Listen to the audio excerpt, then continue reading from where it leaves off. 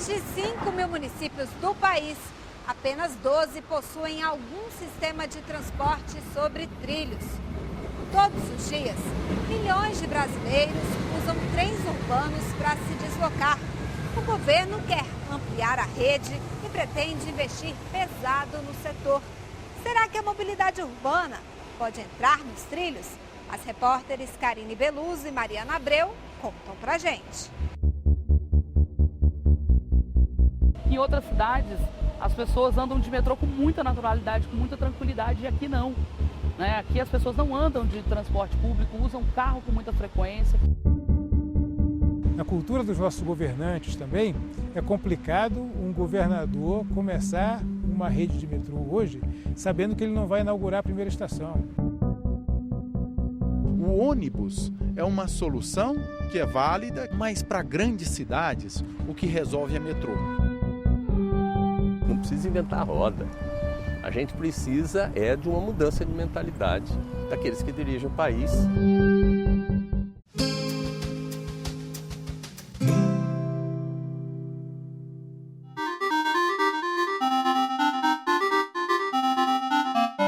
Em 1928, a cidade de São Paulo tinha 300 quilômetros de trilhos para bonde.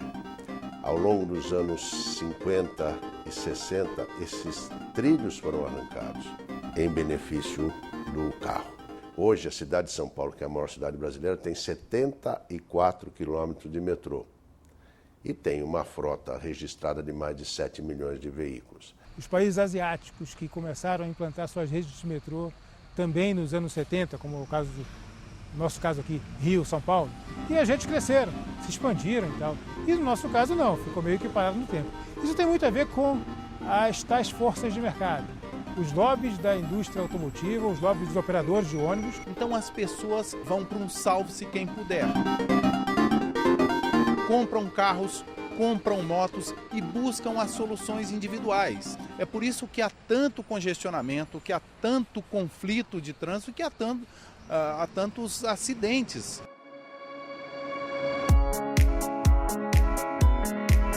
Num dia tranquilo, eu chegava no trabalho em 30 minutos. Num dia engarrafado, 2 horas e 10 minutos às vezes. Eu indo de metrô, eu levo mais ou menos 45 minutos, mas são 45 minutos que eu aproveito. Eu vou lendo, já vou resolvendo as coisas no e-mail. Uma das prioridades do segundo mandato de Dilma Rousseff, a mobilidade urbana pode finalmente entrar nos trilhos. Serão 153 bilhões de reais para os diferentes tipos de transporte. Quase metade deve ir para os sistemas metroferroviários, atendendo mais de 20% da população. O dinheiro destinado aos trilhos deve chegar a 30 cidades nas 5 regiões brasileiras. Ao todo, serão novos 747 quilômetros de rede, compartilhados entre metrô, VLT, monotrilho, trem urbano e aeromóvel.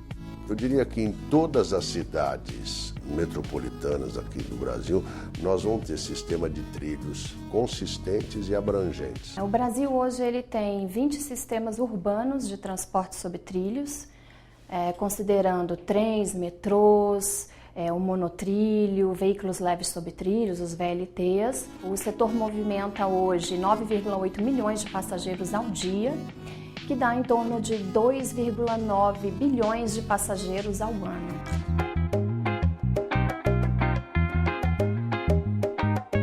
Aqui em Recife, o metrô saiu do papel em 1983. Hoje, a rede liga 4 municípios e conta com 71 quilômetros de extensão, 39 estações e 4 linhas. Ao todo, cerca de 400 mil passageiros circulam todos os dias. Já em Salvador, o metrô está em fase experimental. Desde junho do ano passado, 4 milhões de pessoas testaram o sistema. Ao todo, são 7,5 km de extensão, dividida em 5 estações, bem diferente do que acontece em Belo Horizonte. Aqui, 220 mil pessoas utilizam trens urbanos todos os dias. 28 quilômetros e 19 estações ligam os municípios de Belo Horizonte e Contagem. A primeira viagem comercial foi em 1986, poucos anos depois da inauguração do metrô do Rio de Janeiro. Tudo começou no final da década de 1970.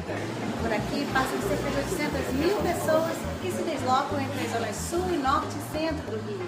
Ao todo são 42 quilômetros e 36 estações em 2 linhas. Mas o grande pioneiro nesse tema é a cidade de São Paulo. Foi em 1972 que o metrô passou a circular por aqui. Hoje, são cerca de 70 quilômetros de rede, 150 trens e 61 estações. Só no ano passado, 1 bilhão de passageiros circularam pelo sistema. É quase a população da China. E como será que anda a situação em Porto Alegre? Lá se vão 30 anos de inauguração do trem de superfície. 200 mil passageiros de 6 municípios gaúchos utilizam o sistema diariamente. São 43 quilômetros de trilhos e 22 estações. E Porto Alegre é dona do único aeromóvel do mundo que faz transporte urbano, ligando uma estação do metrô ao terminal do aeroporto. E o que falar da nossa capital? O programa de viagens experimentais começou em 1997, mas foi só em 2001 que o sistema passou a funcionar. Hoje são 42 quilômetros de rede, 24 estações e 32 trens. Por dia, 140 mil pessoas se deslocam pelos trilhos da capital. O metrô tem, em parte, cumprido o seu papel, né? Que é transportar as pessoas das cidades satélites aqui para o plano. O metrô precisa chegar até o final da Samambaia, até o final de Ceilândia, precisa ter mais paradas aqui no plano. Nós tínhamos no passado o trem de Salvador até a cidade de Alagoinhas, que fica mais ou menos a 110 quilômetros de Salvador. A ideia é que a gente volte com essa proposta, já há um planejamento, e integrar essa estrutura de trem metropolitano ao sistema de transporte urbano de Salvador. Infelizmente, em Belo Horizonte, nós temos, de fato, uma linha de metrô. Durante os últimos anos, nos empenhamos muito para termos a expansão dessa linha do metrô, dessa única linha, ainda assim completa, para mais 3 linhas.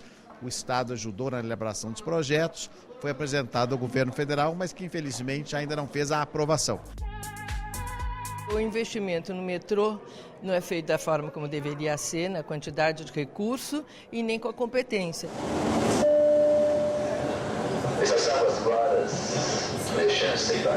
O metrô ele liga grandes pontos, mas falta essa ligação menor e mais curta e mais ágil dentro de um espaço menor. Os planejadores urbanos brasileiros, eles precisam pensar em redes integradas de transporte, conduzidas a partir dos grandes corredores, estruturados em transporte de massa e alimentadas por toda a rede de transportes. As vantagens são muitas: capacidade para transportar mais passageiros, deslocamento rápido, altos níveis de segurança e menor impacto ambiental.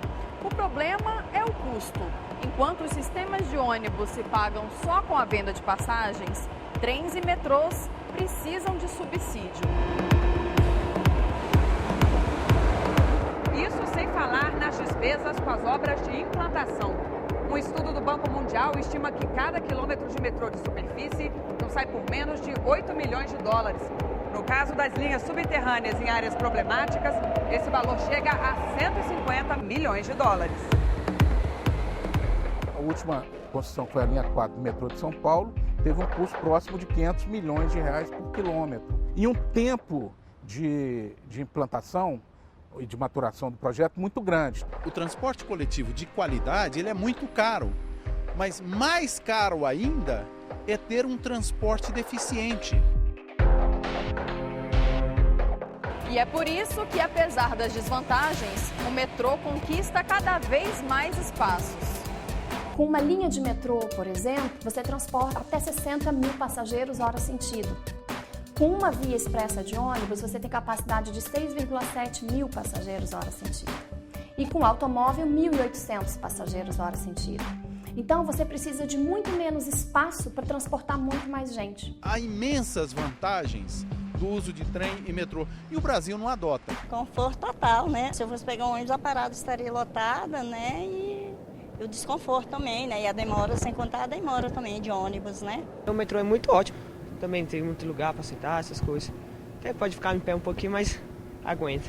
Se ele chegar, se tiver bom investimento, é o melhor meio de transporte que há. Não tem outro, assim.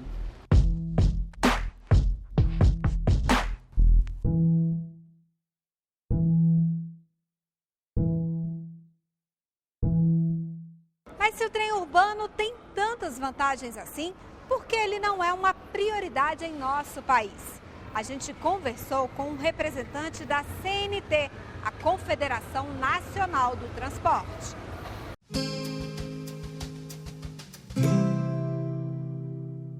Rodrigo, em que casos que o metrô é a melhor solução? O sistema de metrô aparece como o mais ideal na medida em que a população ou a densidade de determinadas cidades entram num volume e numa exigência por qualidade de serviço, segurança da movimentação e no tempo de deslocamento, se mostrando como o mais adequado na movimentação do dia a dia. E com relação a trem, a VLT, monotrilho, eles têm especificidades também? Você consegue, como no sistema de transporte de cargas, o avião, o trem, o navio, o ônibus, o próprio carro, fazer isso também no sistema metroferroviário ou na movimentação sobre trilhos. Aí levando a questão no metrô, que a densidade é maior, como você pode fazer uso do monotrilho, que também é um sistema que atende a uma demanda menor, porém eficiente dentro de uma linha que seria alimentadores dos grandes centros. Você tem dentro do sistema sobre trilhos, então, o metrô, o trem regional de passageiro, você tem os VLTs, você tem o monotrilho e futuramente, por que não, o trem de alta velocidade. Existe alguma desvantagem nesse sistema metroferroviário? Não, nenhuma. A partir do momento que você tem um sistema integrado, repito essa palavra, que absorva o sistema urbano de ônibus, interestadual de ônibus, do porto, dos aeroportos, você tem uma ramificação e uma disponibilidade de tempo que é o que o usuário pretende. O que nos falta é isso, é um planejamento mais integrado que possibilite a oferta e, ao mesmo tempo, a escolha do seu usuário da melhor forma de chegar ao seu destino. Por que até hoje a gente não apostou em metrô, em trem? Falta dinheiro, falta visão, falta planejamento? É uma questão histórica, uma combinação de todos esses fatores na medida em que se optou pelo sistema rodoviário, na década de 50 e 60, mas nós já estamos em 2015 e o mundo todo observa uma movimentação onde o trem, tanto para carga, mas principalmente para o deslocamento das pessoas, da população, é o meio mais seguro, é o mais correto, ele é o mais produtivo, ele é o mais participativo da vida da população. Procede essa crítica de que um dos principais problemas é a instalação é cara, o custo é alto. E outra coisa, os governantes dizem que levam muito tempo para fazer a obra. Então, às vezes, eles não conseguem entregar no governo deles e fica para um próximo governo. Então, teria que ser pensado como uma política de Estado. A política de Estado é fundamental, porque os processos, tanto para carga como também para passageiros, eles são de médio e longo prazo de execução. Eles necessitam da integração e combinação entre poderes, o público e o privado, possam trabalhar juntos, unidos, por um sistema, não por um período de 4 anos, e sim por 20, 30, 40 anos. Essa questão de custo, eu diria que é uma falácia. Na realidade, o sistema sobre trilhos, sobre metrôs e de carga e de passageiro, ele se paga ao longo do tempo, não no curto espaço de tempo. Você que trabalha com o tema já há um tempo, você sente que existe um amadurecimento mais recente ou até uma cobrança popular para que essa coisa saia do papel? O horizonte para o sistema sobre trilhos mudou completamente no país.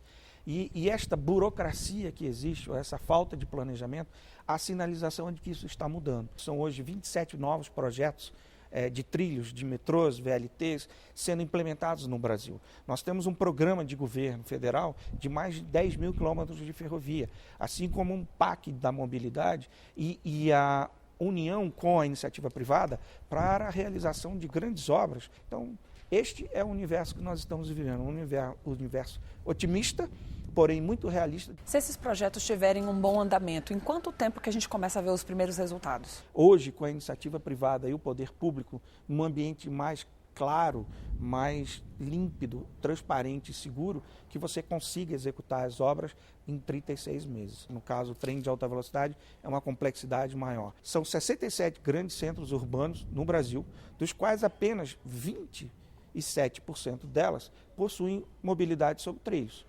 Ou seja, é pouco, é quase nada dentro do universo que nós deveríamos estar mais atuantes. Tá bom, Rodrigo, obrigado pela entrevista. Eu que agradeço. Arquitetura é o que a minha cidade tem. E a sua? A partir de hoje, os senadores contam pra gente como é o município deles. Olha só.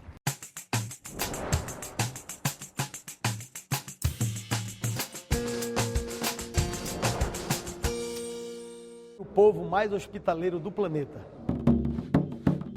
Macapá, no estado do Amapá, tem o povo mais hospitaleiro porque é um povo generoso, um povo ordeiro e de uma população maravilhosa. Pessoas humildes, é um estado que com certeza tem grandes atrativos e que precisa poder ser mais visitado, inclusive na questão dos recursos minerais, dos recursos naturais, um estado muito rico. Sou Davi Alcolumbre, de Macapá, no Amapá.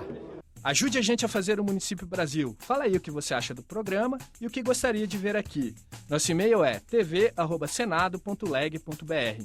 Quer ver seu município no quadro Sou Daqui, mano? Não tem erro. Você pode mandar por e-mail, postar no Instagram e no Facebook. Só não vai esquecer de colocar a hashtag Sou Daqui. Lembra do jogo da velha? Aquele símbolo lá. Manda aí, velho. Nem ônibus, nem metrô. Tem lugar no Brasil que o que resolve mesmo é o barco. Só na região amazônica ele transporta mais de 13 milhões de pessoas por ano. Em maio tem mais mobilidade urbana. É a última reportagem da série Se Mexe Brasil.